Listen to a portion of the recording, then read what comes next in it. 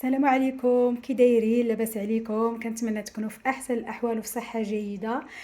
اليوم قررت نشوف معكم واحد الشوربه اسيويه بالطريقه ديالي، اللي كتجيب فواكه البحر والفلفل الاسود او لا شامبينيون نوار. بالنسبه للمقادير، عندي هنايا القشور ديال الكروفيت، عندي واحد الجزره هنايا اللي قشرتها وقطعتها طروف هكا كبار صحاح، وبصيله صغيره قطعتها طراف كبار، وعندي واحد جوج فصوص ديال الثوم اللي غير هرستهم بالقشره ديالهم شويه، عندي جوج وريقات ديال الرند اولا جوج وريقات سيدنا موسى، واحد طريف صغير ديال سكنجبير طري، شويه ديال الزعتر، عندي هنا شامبينيون نواغ اللي ديجا رطبته حتى ضاعف الحجم ديالو ورطاب، صفيته وقطعته طريفات صغار كيف كتشوفوا معايا. هنا عندي دروس ديال الثومه محكوكين، الشعريه الصينيه بعد ما رقدتها في الماء طايب وصفيتها وقطعتها. عندي هنا خليط ما بين بصيله صغيره وبورو مقطعين طراف صغار، واحد الجزره متوسطه اولا جوج صغيورين محكوكين في الحكاكه طويله. عندي هنا واحد الكميه ديال الكالاماغ اللي قطعتها حتى هي طراف كيف كتشوفوا معايا. عندي كروفيت، صوص صوجا، زيت زيتون، واحد جوج معالق ديال الزبده. وبالنسبه للتوابل غادي نحتاجو شويه البزار، شويه سكنجبير، فلفل حار اولا سودانيه بالنسبه اللي كيبغي الحار. هي هاد الشوربه هادي نورمالمون كتبغي تجي حاره شويه. عندي هنايا راس صغير ديال راس معلقه صغيره ديال القزبر يابس، ما نكثروش منه بزاف. وعندي شويه ديال الخرقوم بلدي، واحد نص معلقه صغيره. اذا ندوزو للطريقه، نبداو على بركه الله. اذا اول حاجه غادي نبدا بها هي غادي نحضر المرق اللي غادي نروي به الشوربه ديالنا. عندي هنايا كاسرول غادي ندير فيها قشور ديال الكروفيت،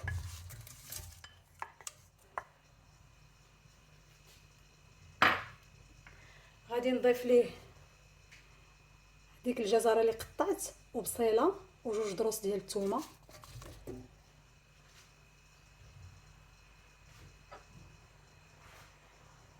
عندي هنايا شويه ديال الزعتر وريقات سيدنا موسى وطريف صغير ديال السكنجبير طري. تقدروا تضيفوا حتى الا عندكم العويدات حديه ديال الكرافس ولا ديال القزبر ومعدنوس، غير انا ما كانوش متوفرين عندي. تقدروا نتوما تضيفوهم على هذا المرق، هذا كيعطي واحد اللذه زوينه. صافي غادي نضيف لهم واحد شويه ديال الابزار، شويه ديال الملحه،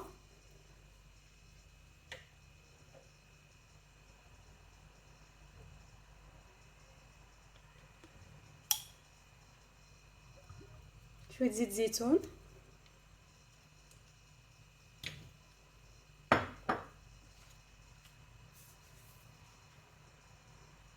وغادي نضيف لهم الماء ونشعل عليهم البوطه، نخليهم حتى يغلاو مزيان ويطلقوا هذاك العناصر كلها في بعضياتها.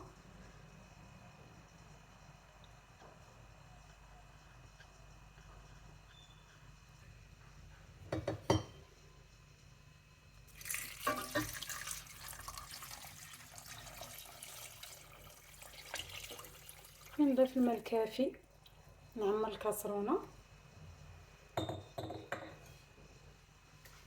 ونخليه في هذا الاثناء يغلى. وندوزو باش نحضروا، ندوزو للمرحله الثانيه نشوفوا كيفاش الطريقه ديال تحضير الشوربه.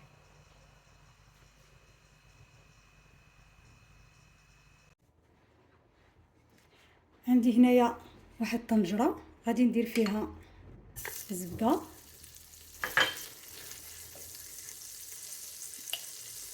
شويه ديال زيت الزيتون،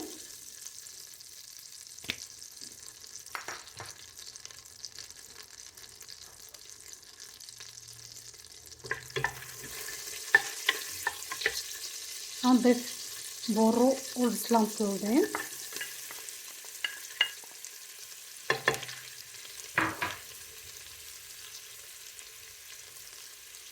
شويه ديال الثومه محكوكه،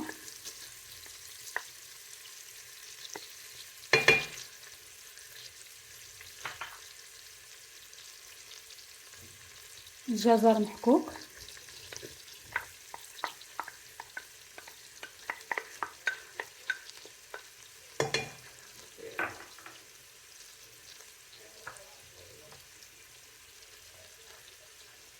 وغادي نضيف التوابل كيف كتشوفوا. كيف ما سبق لي ذكرت سكنجبير السودانيه، شويه ديال الملحه، شويه ديال القزبر يابس، خرقوم بلدي والبزار.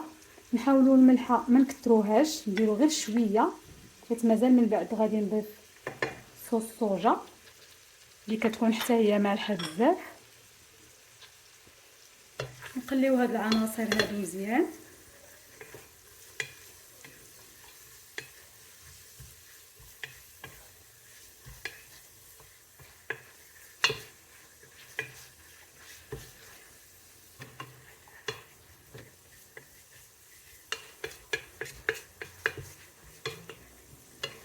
صافي غير نحسو بهذاك خيزو والبورو يدبلوا لينا شويه، غادي نبدا نضيف باقي المكونات.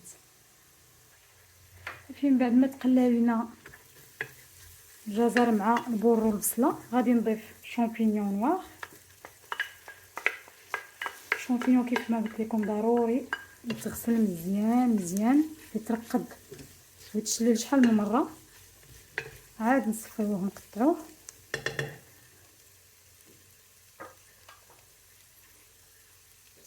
غنضيف واحد شويه ديال لاصوص الصوجا،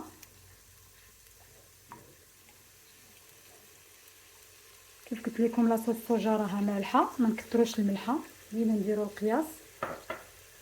صوص الصوجا كتعطينا واحد المذاق زوين وحتى اللون.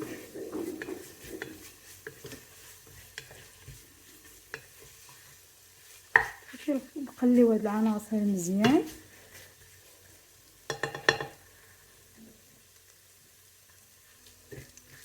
صافي من بعد ما حسيت بهذاك الشامبينيون دخلوا الطياب، غادي نروي بداك المرق اللي حضرت معكم من قبل بعد ما صفيته.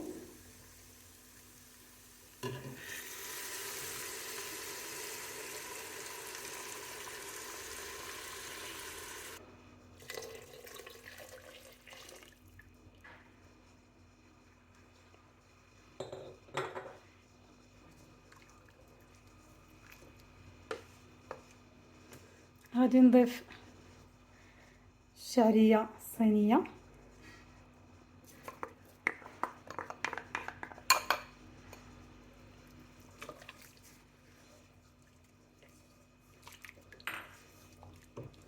المرق راه ماشي مشكل الا من بعد بان لكم بانكم مازال محتاجين تبللوا، راه تقدروا تزيدوا الماء غير مغلي، ماشي بالضروري يكون مسلوق فيه القشور ديال الكروفيت حيت ديجا حنا درنا لا باز. صافي وفي الاثناء هذه غادي نخلي الطنجره ديالي تغلى، وغادي ندوز باش نشوف معكم الطريقه ديال الكالامار والكروفيت. عندي هنايا مقيله فوق النار، غادي ندير فيها واحد شويه ديال زيت الزيتون،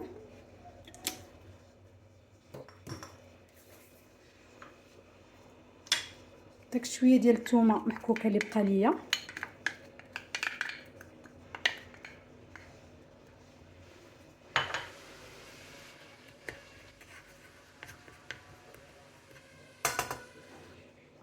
غادي نضيف كالامار مقطع،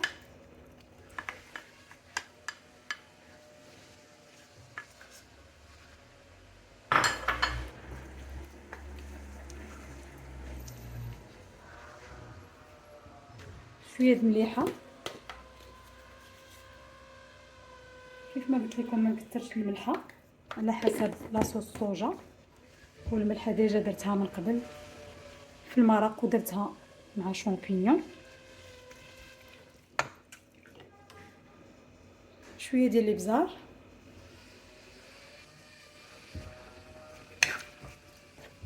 صافي ونشحر هاد الكالامار شويه حتى يدخلوا الحياض، وعاد غنضيف ليه الكروفيت.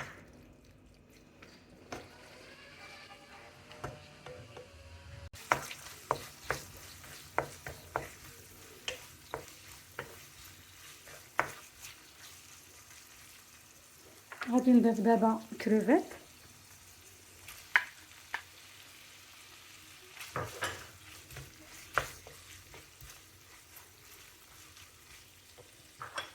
شويه ديال الزبر ومعدنوس،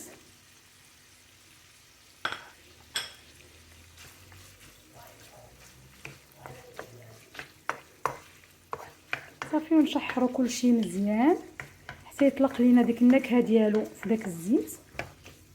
وغادي نضيفوا الشوربه ديالي.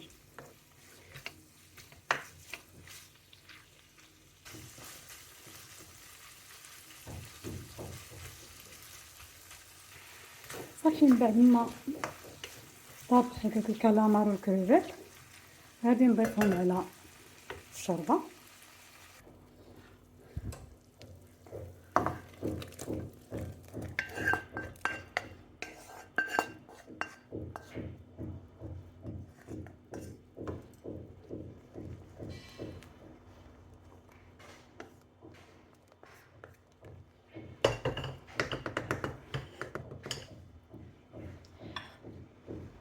نضيف عليهم قزبر ومعدنوس قطعين،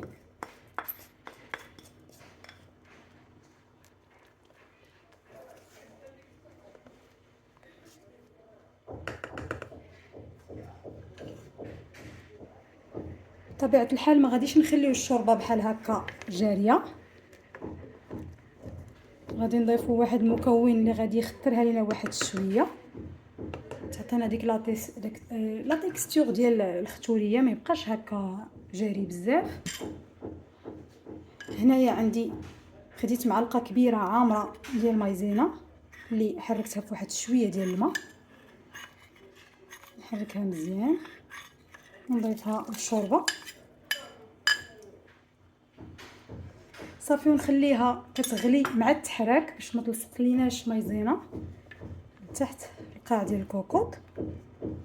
نبقى مستمره في التحريك حتى نحصل على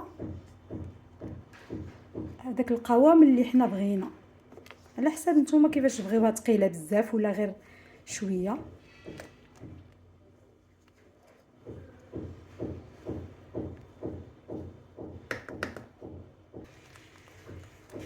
فوالا كيف ما كتلاحظوا معايا هي بدات كتختار واحد شويه، بدات كتعقد شويه. الا كانت بانت لكم مازال جاريه على حساب الكميه ديال الشوربه اللي نتوما محضرين، كان بان لكم خاص مازال تزيدوا مايزينا تزيدوها ماشي مشكل. الصوجه حتى هي ممكن انكم تضيفوها في الاخير، حتى هي كتعطي داك اللون البني. وكيف ما قلت لكم على حسب الملحه ديما ذوقوا القياس ديال الملحه عاده نضيفوها. المكونات تقريبا كلها تتكون مالحه، الشامبينيون كيكون مالح، صوص صوجا مالحه، الملحه حتى هي، اللهم تخصنا الملحه ولا تكون زايده ما عندناش ليها الحل.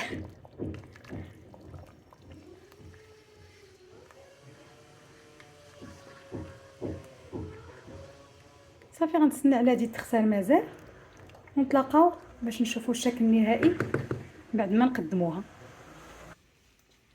ايوا البنات، من بعد ما وجدت لينا الشوربه وعقادت غادي نقدمها في طبق التقديم.